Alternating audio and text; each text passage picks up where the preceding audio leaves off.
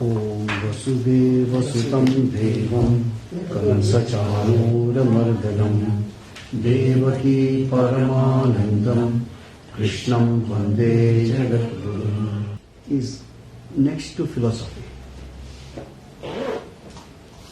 If there is any subject which could be closer to philosophy, it is psychology. We studied some basic psychology. So the definition of psychology is study of the mind and behavior of man and animal. So there is psychology. There is always a pattern of behavior. Our behavior is also supported by our common sense. There is a logical behavior, there is illogical behavior. If there is little variation, which is out of your logic, which is out of your common sense, then we have very generalized view of some problem.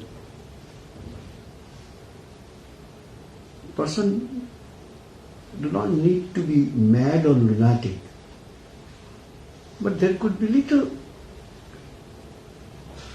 difference in behavior. Of course, that also is a sign of illogical behavior. But how it is closer to philosophy? Philosophy is something very abstract, which is understood by us with the help of mind. It has nothing to do that a fat person cannot understand philosophy or black person cannot understand, or there is no such physical attribute to understand philosophy. But mind has to be sharp, mind has to be stable, logical, to understand these subjects like philosophy, like psychology. Bhagavad Gita is a very unique book. If you ask me,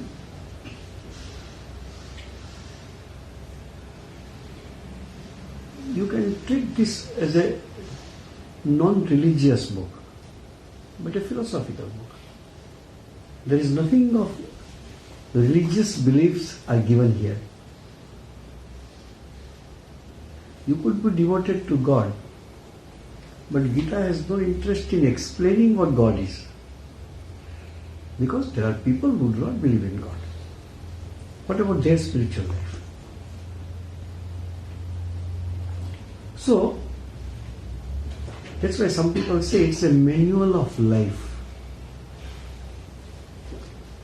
Stray teachings here and there in the book is one thing. But when the book discusses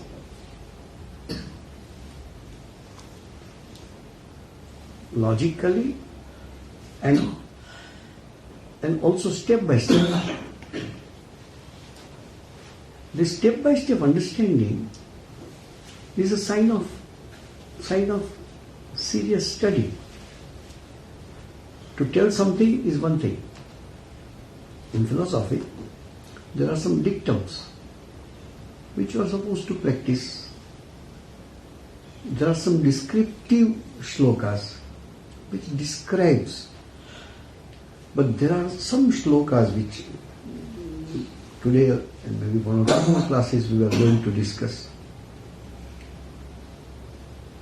shows a pattern of something. Human being, we hardly see the cause of certain behavior and the result of certain behavior. We see only the behavior. He told like this, she told like this, he did like this, she did like this. How many of us can understand why he did like this? What happens if he or she behaves like this? Coming back to where we had left,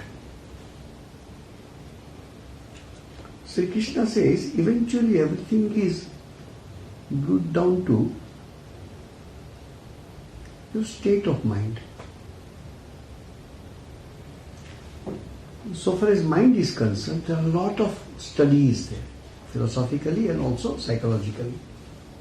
What is mind? How the mind functions? The control of the mind, how to manage the mind. What is the place of emotions in the mind, logical mind, etc. There are two aspects of mind which we need to take care from a spiritual point of view.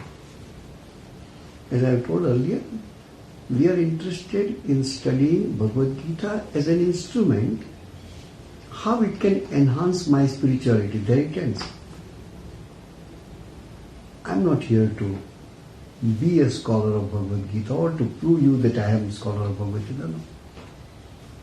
How the teachings of Bhagavad Gita can enhance my spiritual life.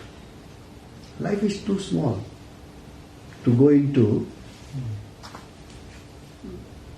these details of philosophical arguments and all that. We have studied. If you want to study, we can go in that line also, but I don't think that is so much important. Philosophical arguments are to establish a school of thought. I want to prove my philosophical standpoint. So, interpretations and arguments will come in understanding these verses of Bhagavad Gita. So what we saw last was that with effort you can keep the sense objects at the bay, at a distance. But your hankering or your desire to enjoy the sense objects is not easy to sublimate. We took example. I am diabetic and I am fond of eating chocolate. I can't control myself. Easiest way, remove all the chocolates from your home. Don't bring chocolates at home. So you are disconnected with the sense objects, which is chocolate in this case. Senses and the sense objects. That what the initial renunciation comes. Initial renunciation is to leave. Okay, these objects not in my life. Does it mean that you don't have liking for those objects? That you don't hanker to get those objects?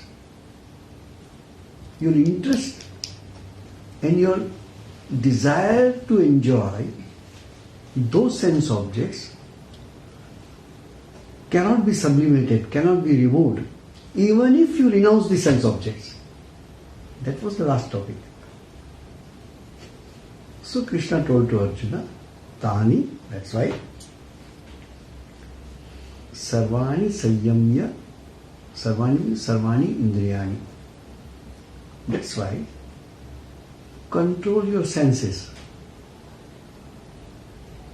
All the big incidents and small incidents happen in our society is because of this reason that we do not have enough control over our senses.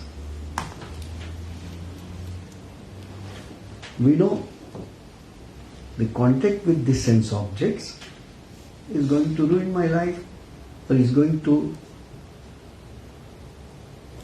harm me. Knowingly, we can't get rid of our desire to enjoy the sense objects.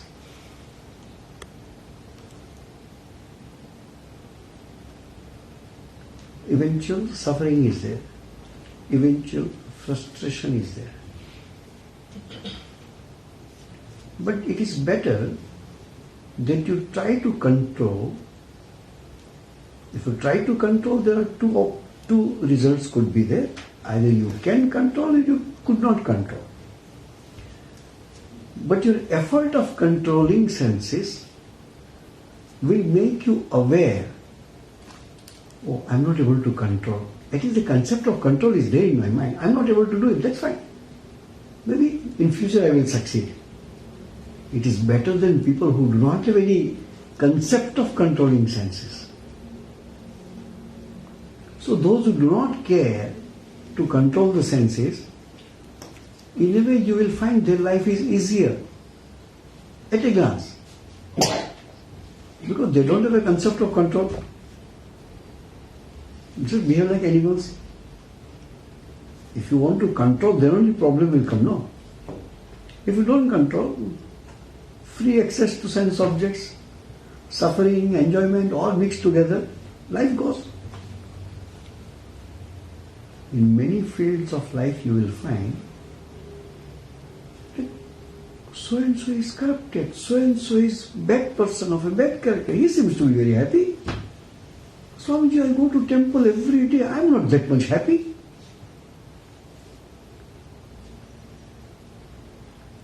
One happiness which comes by the contact of senses with the sense objects.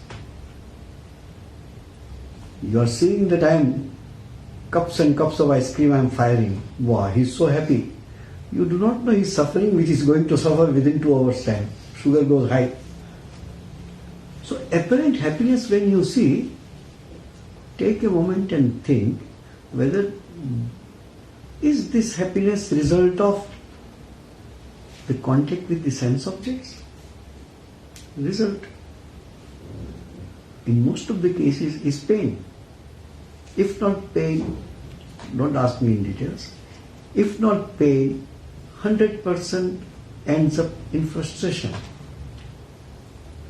Take any enjoyment you like, any enjoyment you like. You say, but objects give me happiness, where got frustration? Think little more. I like sweets. I always give this example, easy to learn, but you can put any sense objects in this place. I like sweets. She came to know that Swamiji likes sweets. She really brought, but she brought, wow, so nice chocolate. I took one. She said, no, take one more. I took the second. Take it, there's so many, please take. First chocolate gave me happiness. Second also gave me happiness. Third also can give me happiness. The fourth, the fifth, the sixth slowly stops giving me happiness. And if still she forces me to take, it not only gives me happiness or doesn't give me happiness rather, it creates anger. How come the first piece of chocolate gives happiness and 10th piece of chocolate doesn't give you happiness? From this point of view I am telling, contact with the senses and the sense objects gives happiness provided it is first piece. Second, third, fourth, slowly it stops giving you happiness. Same chocolate, same brand, same box. Little more means will create anger. I remember a true story. I went to one center in India, our center, but we call it private center, which is managed by the devotees. It is not yet affiliated in the mission so that Swamis can go and stay. So evening lectures and programs all over. Next day the president of the center says to me, "Swami, my house is just here, next. Can you please come?" No, president of the OYO is inviting me and doing everything, organizing program. I said, okay. I went. What is the process in India? One piece of sweet and one glass of water. This is very common. Could be any sweet. Even in some places, no sweet is there at all. Even piece of jaggery is given. Because you are coming from outside, little energy, little water. In the meantime, second person came. Okay, next is my house. It's a small village kind of place, so everybody stays there only. Second house I want, what? 1 piece of sweet, 1 glass of water. Believe me, I took almost 12 pieces of sweet in 1 hour time. My God. Now, you gave me 1 piece of sweet. The 13th person also gave me only 1 piece of sweet. She doesn't know I have taken 12. The 12th doesn't know I have taken 11. So the 13th house when I went, that was the secretary of the center. So I always cut jokes, you see. It is not their problem that I took so many sweets and all. At that time I don't have diabetes also, but it's okay. But should not take. So I smiled at the secretary and told, can I request something? Yes, please tell.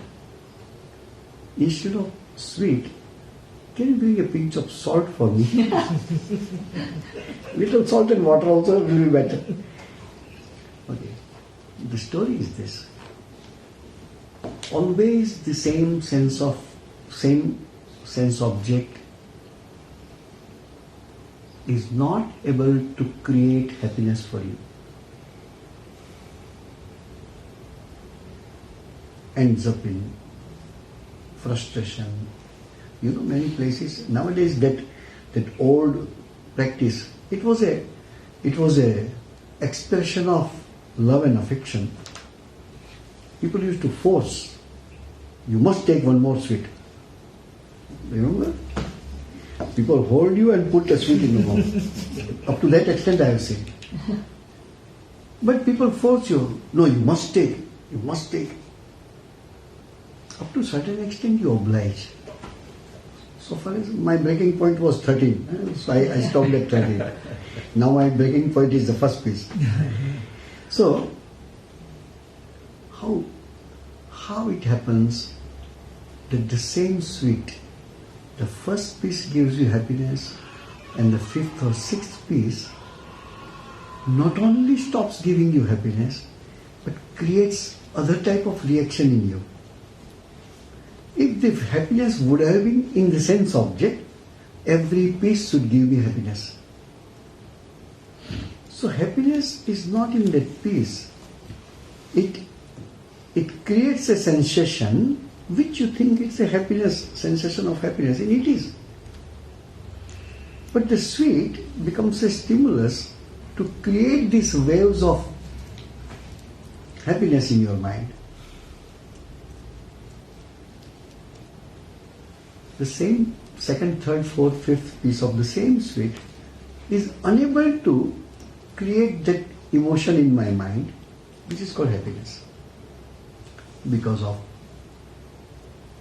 some saturation, whatever term you want to give. So Krishna says to Arjuna, control your senses. Another place he says in a little different language, says, here he says, Tani sarvani sayyamya. Tani sarvani indriyani sayyamya. After controlling all the senses, yukta asita matpara. And he is established in Atman, established in God, instead of running around behind the sense object. One person, he is quiet, contented, and focused on God. This is the idea. Whenever people complain, or whenever we complain, that I sit for meditation but I am not able to meditate. Here is the exact situation. You close your eyes and you are sitting,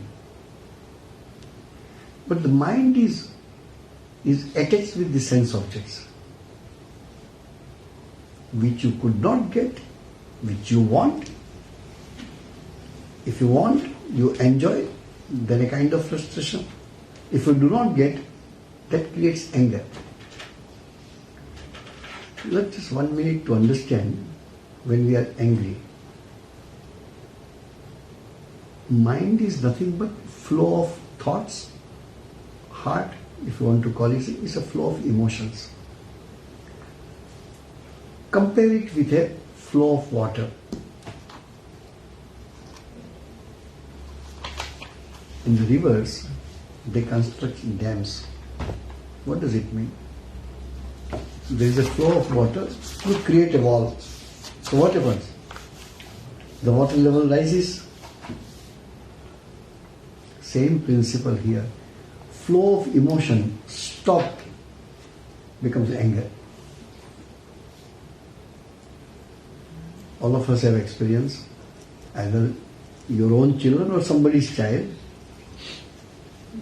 creating a scene in shopping mall for a chocolate.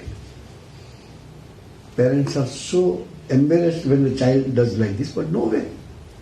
His flow of emotion was that I want that. If you don't give, I don't move. And I shout. Why the child shouted? Anger. Child's anger comes in this way. Adult's anger comes in different way.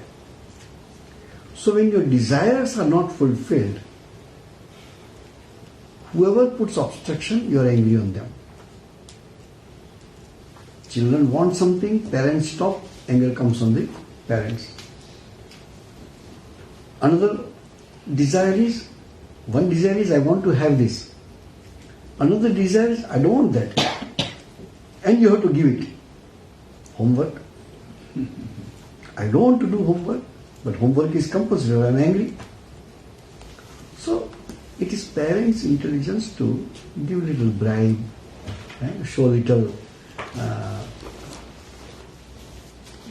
prizes. Okay, you finish homework, today we go for a dinner. The child will finish the homework. Like this, just to get the homework done. So that is how the anger works or anger is created. So here Krishna says, control your senses. Can we control fully? Maybe not. So another place he says, Tasmad Indriyani Adav Niyamya Bharatarshava. In the beginning, at least have little control over the senses. So what you do, how you are controlling your senses, you see, unknowingly, out of tradition, out of practices. When you go to temple, close your eyes. If I see, my mind will go here and there, so I better close my eyes. There is one kind of control. Lot of noise is there, close the doors. One kind of control, but these are external controls. What about internal controls? So real control is internal. So you are told to control your senses, all senses, irrespective of 5 karmendriya, 5 jnanendriya, 5 senses of action, 5 senses of knowledge. So total 10 senses. But all the 10 senses are functioning because of the working of one sense which is called inner sense, which is called mind. Mind also is part of that. Without mind it doesn't work. No senses can work without mind. My eyes are open, but I am absent-minded. I don't see your face, even if my eyes are open. You have not closed your ears. Only your mind goes your home or shopping mall or somewhere. Sitting here, you can't hear what I am telling you. So the question comes, in that case, instead of keep on controlling different senses, I better control my mind. Correct? If I control my mind, I can disconnect any of the senses from the sense objects. That's why it is important. That's why mind is called antakarana. Antakarana. Karana means instrument. Inner instrument. You know your hand, you can see this hand. Is this real hand? This is hand? No, this is the external part of hand. Real hand is in the brain. Every senses, the main switch is here in the brain.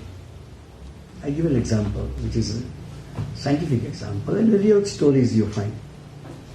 Have you heard about medical doctor, anybody?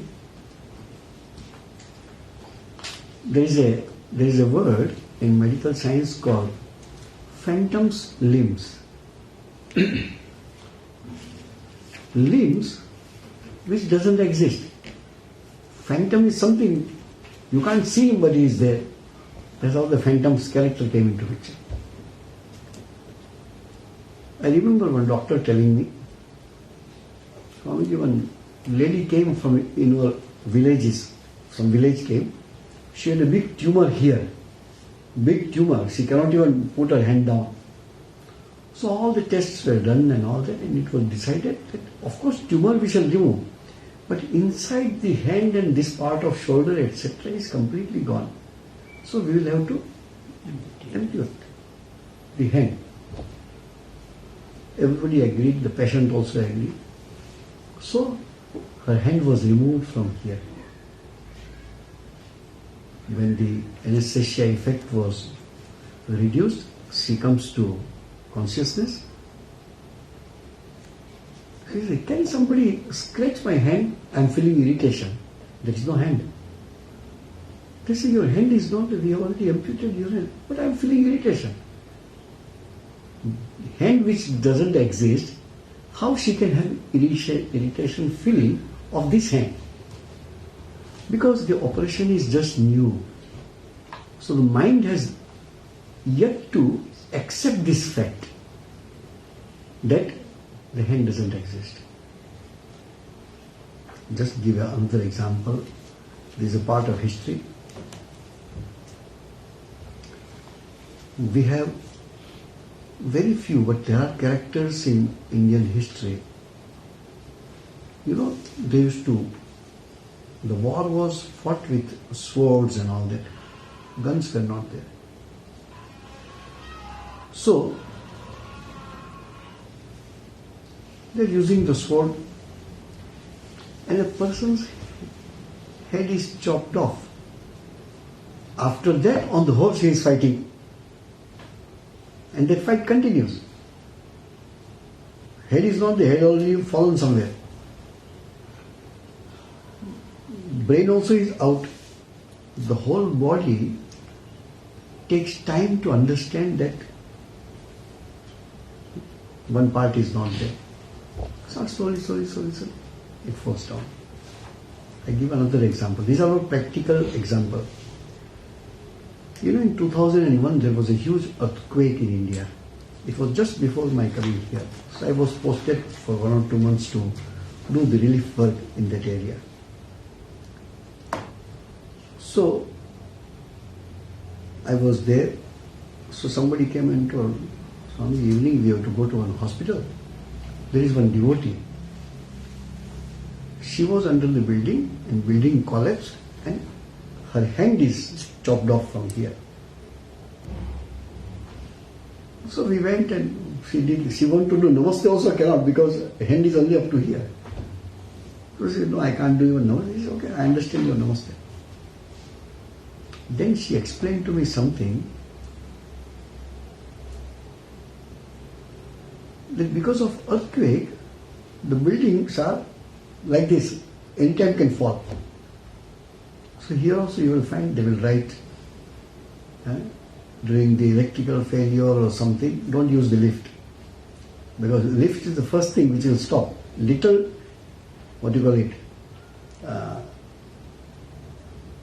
little tilting of the building, lift cannot work. Lift can work only if it is perpendicular. Little here and there, lift cannot work. So, everybody uses the steps, staircase. They also use the staircase. But everything was falling. So, because of that lot of dust and debris and all that, you can't see anybody. Husband, wife and the child holding each other's hand. It came to the almost first floor or the ground floor, what you call it. And they took shelter below a slab kind of thing. Then after some time they find there is some light. That means There is a way to go out. Here is the another psychology. It is more in women than men.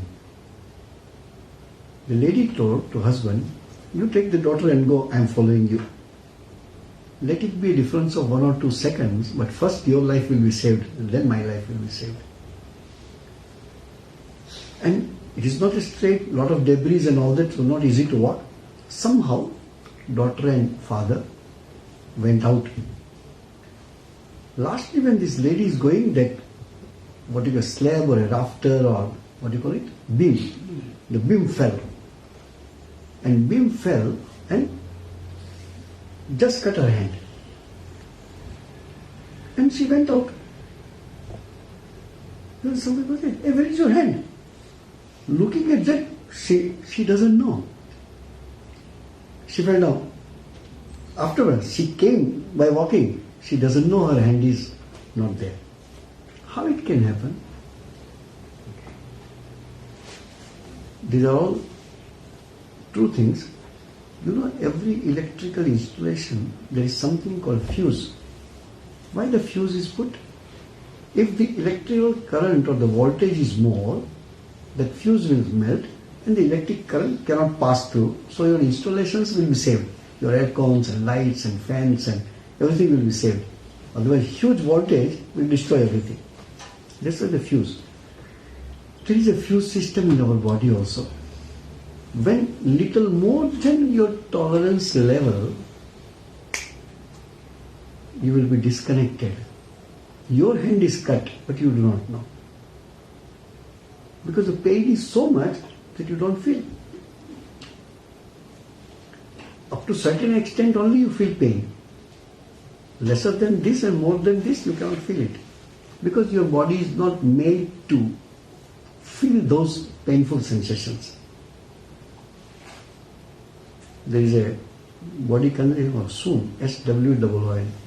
When something knocks on your head, you become unconscious.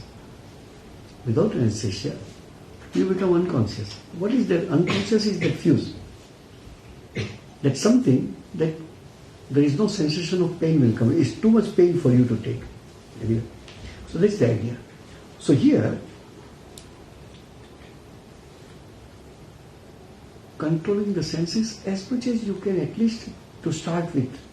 Your effort, again I'm telling, your effort to control the senses itself is valuable, because while controlling the senses, even if you fail, whenever you fail, you will be able to know that I failed. Those who do not try to control the senses, they don't even know that they are failing every time. So when you fail in any spiritual practices, yes, you feel disheartened that I failed, but be happy you failed because you tried. Most of the people do not even try. If you appear for exam, then only you can fail, no? Those who do not appear for exam have nothing to fail. So to fail shows that you have put effort. So continuous effort is required. A conscious effort is required in spiritual life. Advancement depends on 1,000 things. But your ability to know, you know, these famous statements, there are 4 types of people. He doesn't know that he doesn't know. He doesn't know that he knows. He knows that he doesn't know. And he knows that he knows. So these are 4 types of people. If you fail in an exam, you know that you failed. He doesn't even know that he failed, because there is no failure concept in your dictionary. Because you don't put effort. Person puts effort and fails. Person puts efforts and succeeds. So failing is a progress. That you put effort and you failed. So here Sri Krishna says, Tani Sarvani Sanyamya Yukta Asita. You become mature, you become stable, you become contented, and then fix your mind on God, on yourself, Atman, whatever you want to say. Vashehi Yasyendriyani. The he in Sanskrit, this much Sanskrit if you know should be very good. There is a word called he, not H-E he. Sanskrit he. He means because. Because Yasya Indriyani Vashe. Those whose senses are under control, only he or she can become sthita prajna. Only he or she's mind can be stable. Mind can be stable for spiritual progress. No control of the senses, you can't control your mind. How you can control your mind without controlling the senses? So this goes together. Now, how you control the senses? Only with the help of your mind. That's why all spiritual practice are the mental practices. Meditation, japa, everything is mind only. Doesn't matter body. Those who do not want to do the real practice, which is mental practices, physical practices, you will be satisfied. Oh, today is Ekadashi, today I am fast, I don't eat. Has nothing to do with your mind. That also has to do with the mind if you can tolerate fasting from that point of view. But it is not important external practices. Internal practices, practices of the mind, controlling of the mind, discipline of the mind. Mind will tell the body what to do, what not to do. In general, our body demands and we do accordingly. You feel hungry, then you eat. It is not mind. It's the body which demands. Everything else in that line. So he says, one who can control the senses, he or she can become established now. Now is the big subject comes.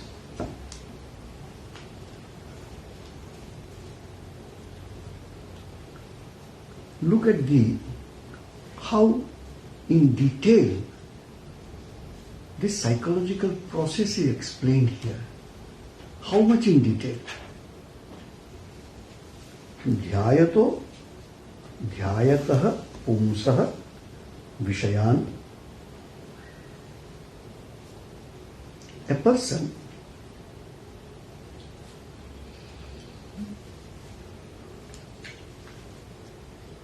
who is leading his own life, spiritual life or whatever,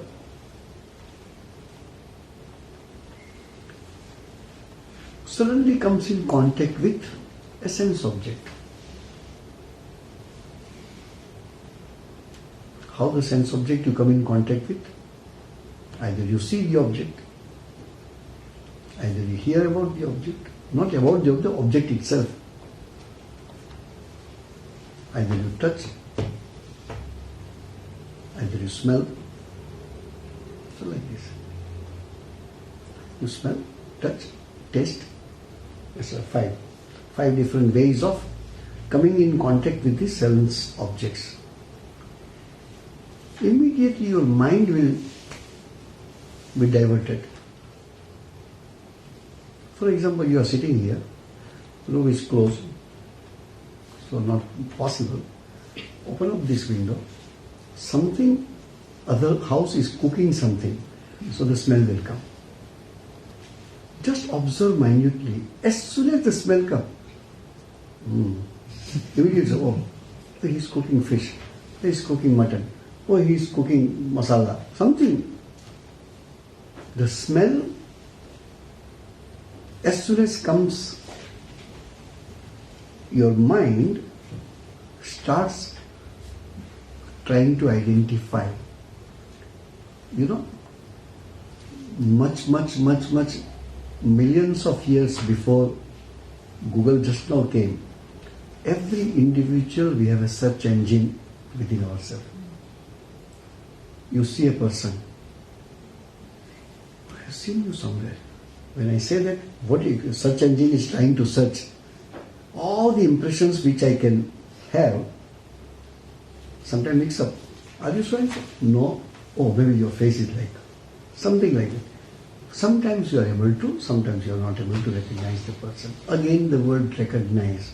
The original word is cognize. Cognition. I cognize this object. Once I cognize it, second time I recognize it. So when I see you, I recognize you as so and so. Actually, recognize is recognize. First time when I see, I cognize about you, your visiting card, your face. Okay, let me put with your name, your photo, so that I don't forget. This is the cognition take place. Second, third, fourth is of recognition. So, eyes, ears, tongue, skin, these are all we gather the experience of the sense objects. You know, there are some games people tell, close your eyes and put your hand inside the box. There are fruits. You hold and tell me which fruit it is. So with touch you can understand, oh, this is like banana, this is like apple, this is like something. You are not seeing it. Just by touch you are able to. So this means touch also is enough. Then your mind will start searching all kind of touch which you have experienced in your past. You try to recognize with that. Same thing with other senses.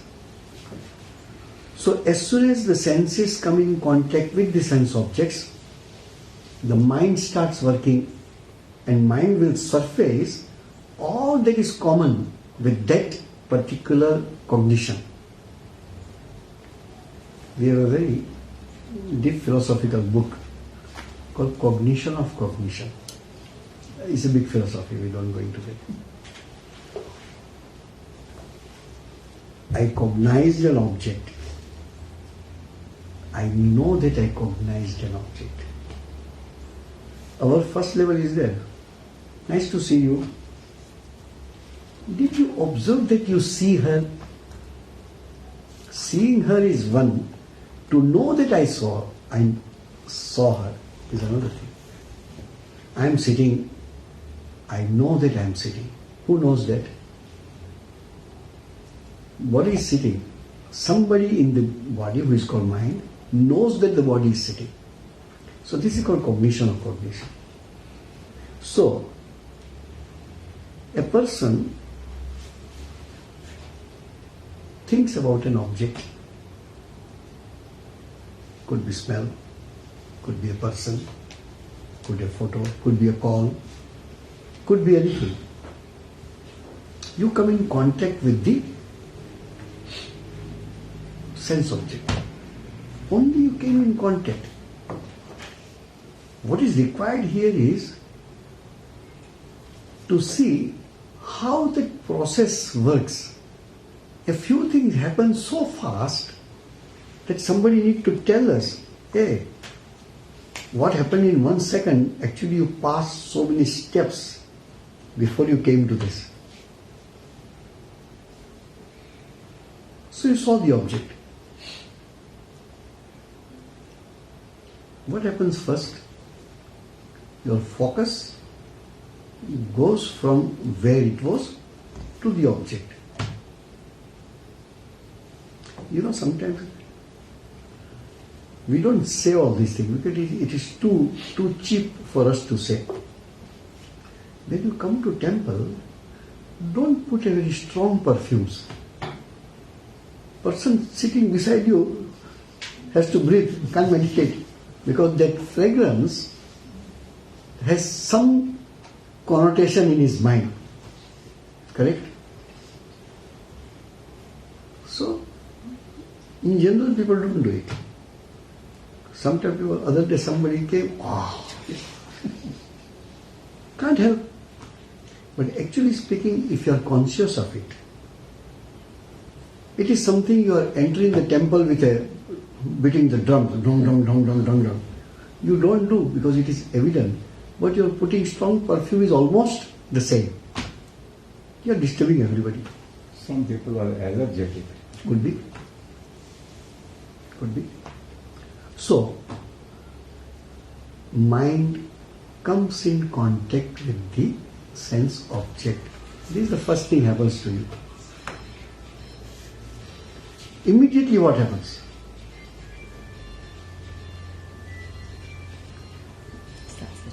Somebody's phone. Okay. See? Sense object can disturb you. So, as soon as you come in contact with the sense object, first thing which happens is our attention got diverted. It doesn't stop there. This is the only first. If the sense object is what you already know, Yeah, what happens if the sense object is not something you know? sometimes you will find we go to some places where a lot of noise is there. You can meditate because I don't understand the noise. If they are singing a song in a language which I don't understand, then it doesn't disturb me. But the language, if I understand, very difficult because I understand everything what he is saying. Anyway, so you come in contact with a sense object. First your focus goes. We were talking nicely, suddenly mind went to the dream, wherever it came from. Then he says, what about you already love that sense object? You like that scent, you like that face, you like that color. What happens then? Finished. Mind keeps on thinking about that. And then what you say? Let me give an example so easy to understand. You are sitting in the temple. Look at the temple, what we do. Maybe the sloka we will have to take next. What we do in the temple? Now you will go to temple, you will see. Aircon is there. So the heat doesn't disturb you. It is not so cold that it disturbs you. So it is such air condition. The condition of air is such that you don't need to worry about the temperature. It's not that cold that you go shivering. No, you are not entering a cold storage. You are entering a temple. Then there is a small incense stick is burning. So a good positive, which you have identified yourself with worship and all that. So that also is fine. And beautiful decoration is there. So eyes also satisfied, nose also satisfied, skin also on the carpet satisfied, temperature, skin also satisfied. Then comes to this, hopefully we don't sing that much out of tune. So okay, that also taken care. All the five senses are taken care in the temple. With that, your mind will go out. Mustafa, shopping center, at home, my child, wife, husband, money, lottery, 4D, 6 o'clock. So many things will come. Every sense is taken care in the temple so that you can meditate. The mind has no way to get disturbed by any of the five senses. That's what temple we try to make. Sometimes we feel, what kind of incense is there? I don't like it. Because that smell has a negative connotation in your mind. So we try not to. That's why we all say, hey, strong incense stick, don't burn. Put it light. So idea is, see, and five senses are ready to absorb, ready to attend to the sense objects. Ready to see, ready to hear, ready to touch, ready to smell, ready to taste. One of them is of your choice. Finish. The mind starts going in that. You will find, now you don't see because the number of children are less. Earlier we had 35, 40 children. When you see children are singing the prayer very loudly, take it for granted today special dinner is there. Because the faster we finish the prayer, we can go and eat. senses work like that. Anyway, so much details are there. This is a very, very interesting two slokas, which some people have given the name. The whole process of degradation, the whole genesis, whole psychology. It's not that immediately person become extrovert, but there are 6 steps. First step is just to came in contact with the sense object. That much. Then slowly, how the mind goes step by step downward. Downward means towards the object. And the speed of going towards the sense objects is on a geometrical progression, not mathematical progression. How? I give one example which you think about it. You have seen the ball, which you do like this and you catch. Can you play with that ball on a staircase? Use the ball on the staircase and see what difficult it is. By chance you miss it, tuck, tuck, tuck, from where to where it goes. This is an example which Shankaracharya gives in his books. Anyway, we shall see the details of these slokas next. Thank you. Om Shanti Shanti Shanti Hari Om Tat Sat Sri Ramakrishna Mission Singapore.